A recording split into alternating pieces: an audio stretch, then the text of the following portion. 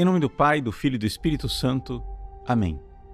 Meus queridos irmãos e irmãs, o Evangelho de hoje nos coloca diante do fim dos tempos, neste período, no fim do ano litúrgico, última semana do ano litúrgico, a Igreja tem esse foco realmente voltado para a segunda vinda de Cristo. No entanto, Jesus, historicamente, quando ele falou da sua segunda vinda, ele, na realidade, colocou um amplo olhar sobre tudo aquilo que viria. Vamos tentar organizar um pouco, né, aquilo que Jesus fala nos seus discursos escatológicos para que a gente possa tirar um proveito do Evangelho de hoje. Vejam, o Evangelho começa partindo de uma observação das pessoas que estavam lá no Templo de Jerusalém. As pessoas estavam admirando a construção, a arquitetura do templo.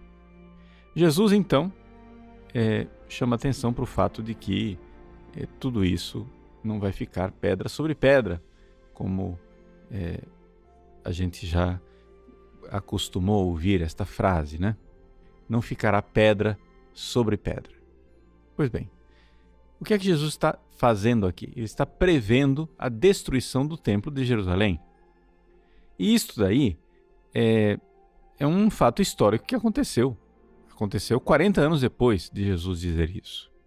Jesus previu, 40 anos depois aconteceu a destruição quase total do Templo de Jerusalém. Ficou apenas uma última parede, que é chamada hoje de Muro da Lamentação, né? Mas está lá. O templo, né, foi destruído.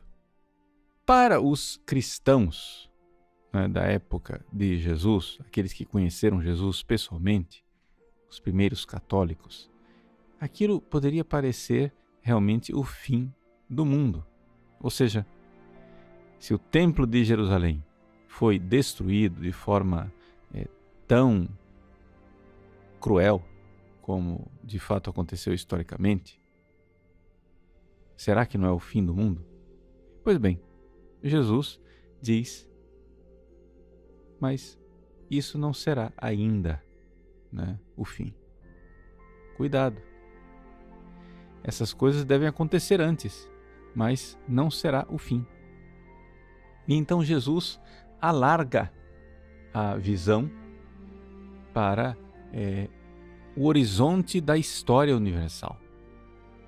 Ou seja, o que é que vai acontecer então com a Igreja depois da destruição do Templo de Jerusalém? Bom, em primeiro lugar, né, ao longo dos séculos, isso daí, desde o início, a Igreja será perseguida. É importante a gente notar que Jesus previu isso daí. É o que nós iremos meditar mais detidamente no Evangelho de amanhã. Mas esta perseguição que a Igreja viveu e vive, ela está lá desde o início. Nós estamos lendo o Evangelho de São Lucas, mas vamos lembrar que São Lucas não escreveu só o Evangelho dele, ele escreveu também os Atos dos Apóstolos.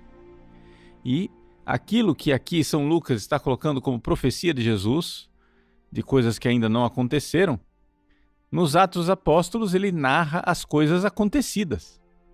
Ou seja, a perseguição dos cristãos, né? O martírio de Estevão e o martírio de São Tiago e assim por diante. As coisas já tinham acontecido. E os cristãos, né, os católicos daquela época sabiam que isso era real. E assim será a história da Igreja durante 2000 anos. Onde quer que existam pessoas fiéis ao Evangelho, sempre haverá, né, o fato de que os discípulos seguem o seu mestre. Porque o discípulo não é maior do que o mestre. Odiaram a mim, odiarão também a vós. Agora, além dessa história da perseguição da Igreja, há uma outra coisa.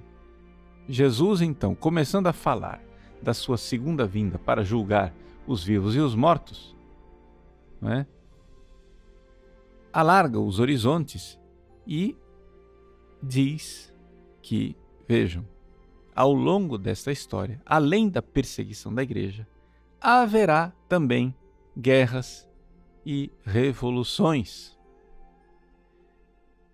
Novamente Jesus diz: não será logo o fim. Então veja só, vamos aqui entender o que é que Jesus falou. Primeiro, ele falou da destruição do templo. Em Jerusalém disse: cuidado, ainda não é o fim. Depois falou de perseguição, não é? Que não está tão claro no evangelho de hoje, mas nós falaremos amanhã. E isso vai acompanhar a história da igreja. Além disso, ao longo da história haverá também guerras e revoluções. E com tudo isso, Jesus diz: cuidado, não será ainda o fim. E então, ele começa a descrever outros sinais que, estes sim, são sinais da proximidade do fim. São abalos cósmicos, ou seja, o fato de que realmente o mundo, né, a figura desse mundo que passa, irá começar a mostrar a sua fraqueza, a sua pequenez, o quanto esse mundo é passageiro. E aqui, então, é que Jesus fala de sinais no céu, não é? Coisas pavorosas e grandes sinais no céu serão vistos. Este abalo cósmico é aquilo que então precede a segunda vinda de nosso Senhor Jesus Cristo. Com esses sinais, haverá então a grande tribulação, que não é a perseguição da igreja, propriamente dita, que se viu ao longo dos séculos, será uma coisa muito mais intensa, né? A igreja, ela irá, de alguma forma, seguir os passos do seu divino fundador e será como que crucificada, né? Haverá um momento, no fim dos tempos, em que vai parecer para as pessoas que a igreja desapareceu do mapa. E então, aí sim, é que nós entraremos, né, no fim. Vem Jesus, e Jesus vem então para julgar os vivos e os mortos. E é isso que realmente importa. Ou seja, até aqui nós estamos falando de sinais. Ou seja, havia sinais na época de Jesus, a destruição do templo, há sinais ao longo de toda a história, que é a perseguição da igreja e guerras e revoluções, e há sinais do fim iminente, do fim que está bem próximo, que são os abalos cósmicos e a grande tribulação. Esse é um resumo daquilo que são os sinais que Jesus colocou. Mas estes todos sinais, seja da época de Jesus, a destruição do templo, seja ao longo dos 2000 anos, perseguição da igreja e guerras, seja no fim de tudo, quando houver o abalo cósmico e a grande tribulação, tudo isso aponta para o que realmente importa. E o que é que realmente importa? É que Jesus virá na sua glória para julgar os vivos e os mortos. E as pessoas ficam fixadas, muito fixadas, na realidade dos sinais, mas esquecem de olhar para o que é que os sinais apontam. Os sinais apontam para a vinda de Cristo. Os sinais apontam para o fato de que nosso Senhor vem como juiz dos vivos e dos mortos e vem para, então, iniciar o seu reino celeste, né? Como a gente diz no credo, cuius reini non erit finis. Ou seja, não haverá fim para o reino de Cristo uma vez que ele for instaurado pelo seu juízo final, quando ele vier com glória para julgar os vivos e os mortos. Então, saibamos disso. Nós, quando terminarmos nossos dias aqui na terra com a morte, seremos julgados por Cristo. Mas também a história toda da humanidade, quando terminar o tempo, e então soar a trombeta e o anjo anunciar a vinda de nosso Senhor, então será o fim. E tudo será julgado. Hoje vivemos o tempo da misericórdia, mas nosso Senhor virá como justo juiz. Confiemos na sua misericórdia e nos convertamos. Os sinais estão aí. Mas são sinais de quê? São sinais de que haverá um encontro. O nosso encontro com Cristo, que irá nos julgar.